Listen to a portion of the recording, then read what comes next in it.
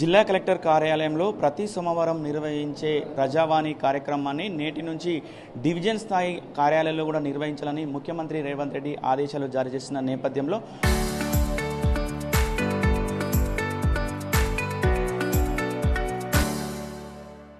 Nalgonda RDO కార్యాలయంలో RDO వినతులు ఎవరైతే అర్జీదారులు ఉన్నారో అర్జీదారుల దగ్గర నుంచి కూడా వినతులు స్వీకరిస్తున్నటువంటి పరిస్థితి మొత్తం కూడా దీనికి సంబంధించిన అన్ని శాఖల అధికారులు ఇక్కడికి వచ్చినటువంటి పరిస్థితి డిఎంహెచ్ఓ వైద్య ఆరోగ్య శాఖ అదేవిధంగా ఎడ్యుకేషన్ ప్రతి ఒక్క శాఖకు సంబంధించిన అధికారులు మొత్తం ఇక్కడికి వచ్చినటువంటి పరిస్థితి ఉంది. మనం విజువల్లో కూడా చూస్తున్నాం ఫైర్ సిబ్బంది అదేవిధంగా ఎలక్ట్రిసిటీ ప్రతి ఏ డిపార్ట్మెంట్కి సంబంధించిన ఆ డిపార్ట్మెంట్ అధికారులు ఇక్కడికి వచ్చినట్టే ఒక్కొక్క అర్జీదారుడు ఒక్కొక్క సమస్య మీద వస్తాడు కాబట్టి వెంటనే అక్కడనే సమస్యను పరిష్కరించాలన్న ఉద్దేశంతో ఈ కార్యక్రమాన్ని నిర్వహిస్తున్నటువంటి పరిస్థితి. ప్రస్తుతం మనతోటి ఆర్డీఓ అశోక్ రెడ్డి గారు ఉన్నారు, ప్రస్తుతం ఎంఆర్ఓ కూడా అందుబాటులో ఉన్నారు. పక్కన ఇక్కడ కూర్చొని ప్రతి ఒక్కరిని కూడా కోఆర్డినేషన్ చేసుకుంటూ ఏదైతే అర్జీ వచ్చిన దాన్ని కూడా ఎమ్మటే పరిష్కరించే విధంగా కూడా చర్యలు తీసుకుంటున్న పరిస్థితి. ప్రస్తుతం మనతో ఆర్డీఓ గారు ఉన్నారు. ఆర్డీఓతో అడిగి మరిన్ని వివరాలు తెలుసుకునే ప్రయత్నం చేద్దాం.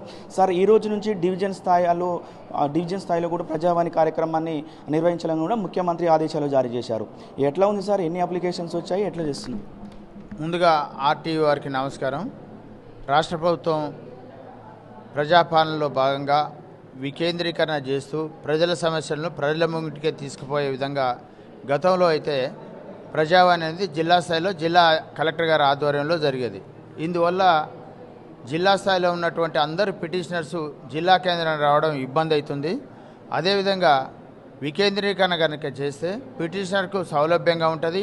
మండల స్థాయి అధికారులు కూడా డివిజన్ లెవెల్లో నిర్వహించేటువంటి ప్రజావానికి అటెండ్ అవుతారనే ఆలోచనతోటి GOMS 3/34/2026 ప్రకారం గౌరవ రాష్ట్ర ప్రభుత్వం అన్ని డివిజన్లలో సోమవారం నాడు ప్రజావాణి నిర్వహించాలని ఆదేశించడం జరిగింది.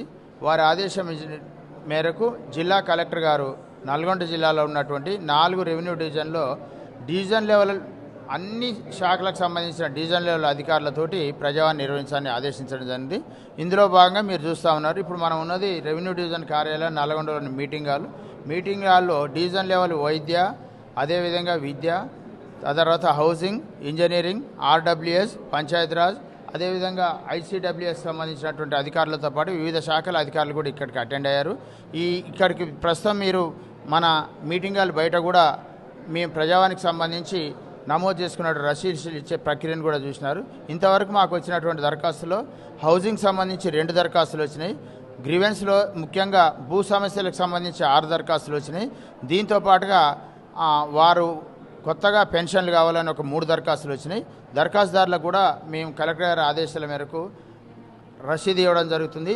ఆ ఎండార్స్మెంట్ చేసిన దాని మీద గతంలో కలెక్టర్ గారు ఎండార్స్ చేసేటప్పుడు మాకు స్పష్టంగా ఆదేశించిండు, అధికారులు నిర్లక్ష్యం వహించొద్దు, మీరు ఎండార్స్మెంట్ చేసేటప్పుడే ఆ అధికారికి నిర్దిష్టమైనటువంటి తేదీని సమయాన్ని ధృవీకరించవండు.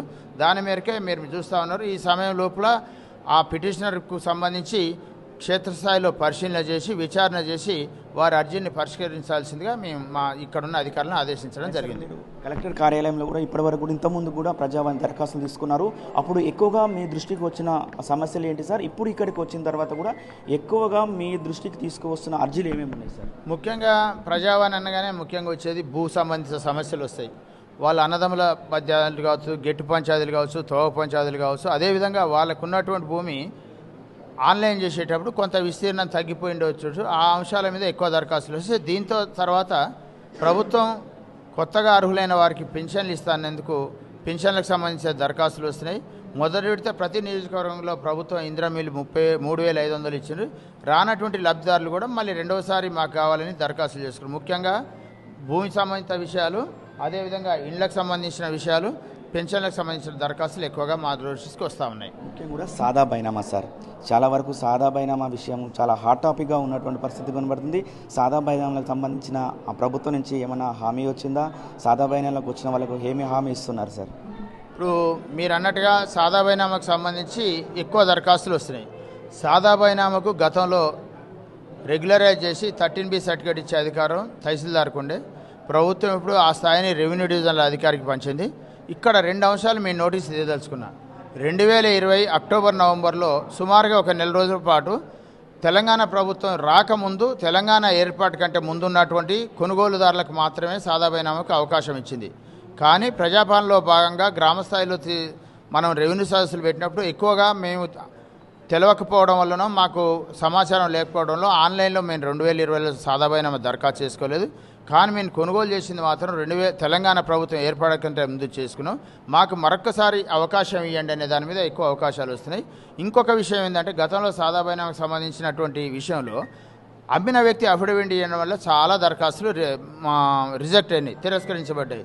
ఇట్టి అంశంలో నల్గొండ డివిజన్కి సంబంధించి 10,000 పైచీలకు దరఖాస్తులు వస్తే సుమారుగా 9,460 దరఖాస్తులు అఫిడవిట్ ఇవ్వలేదనే అంశంతో మేము తిరస్కరించడం జరిగింది.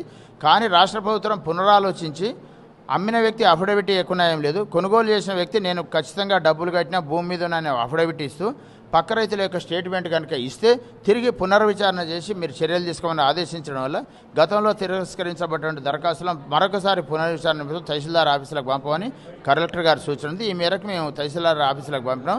అక్కడ అఫిడవిట్ అమ్మిన వ్యక్తి లేకున్నా కానీ కొనుగోలు చేసిన వ్యక్తి భూమి మీద ఉండి వారి దగ్గర కాగితంగా అనుకుంటే అఫిడవిట్ ఇస్తే పరిష్కార దిశగా మేము ముందు పోతా ఉన్నాం.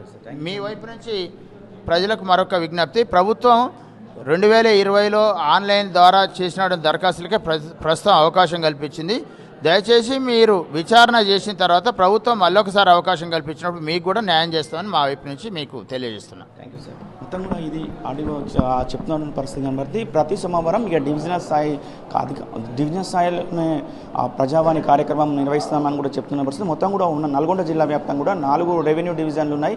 నల్గొండ, చండూరు, మిర్యాలగూడెం, దేవరకొండ, దీనికి సంబంధించిన అన్ని డివిజన్ కార్యాలయాలు కూడా ప్రజావాణి కార్యక్రమం నిర్వహిస్తామని కూడా చెప్తున్న పరిస్థితి కనపడుతుంది. ఇది మొత్తం నేటి నుంచి డివిజన్ స్థాయిలో నడుస్తున్న ప్రజావాణిపై ఉన్నటువంటి లేటెస్ట్ అప్డేట్స్. వీడియో జర్నలిస్ట్ కృష్ణతో అచ్యుత్, RTV, నల్గొండ.